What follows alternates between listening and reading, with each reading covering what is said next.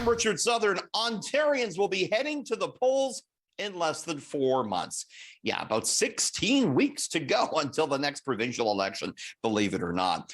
And you know, the polls right now, they are pointing towards an extremely tight race. 3 major polls have the incumbent Ford government getting reelected. A 4th poll is pointing towards a Liberal win. And a 5th indicates the NDP could form government. So how to make sense of this? I talked to pollster John Wright, who says right now it's looking like the Ford government could perhaps lose even if they win. You're going to have some different views from different polls on how they're conducted, but I think the first thing you do is you take the average of them.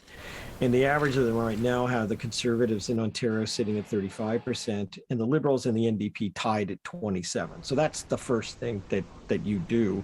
And if you look at that and you project them into kind of a seat model, you end up with a minority government. The minority Conservative government could mean a coalition government.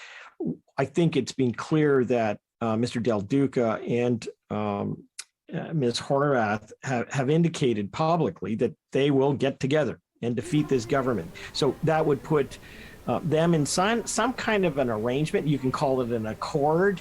It may not be a coalition because means that you put people in cabinet and as opposed to just having an alliance.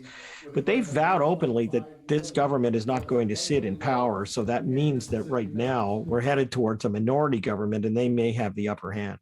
Are Canadians okay with that? Do they understand that's how the parliamentary system works, John? The tradition has been that when you measure the word coalition, that's a negative term. It means that you're putting people in governments from both parties. That is what the Premier will probably do in part of his campaign, is to take the statements that were made by the Liberal leader and the NDP leader that they were going to get together, and the Conservatives will label that a coalition.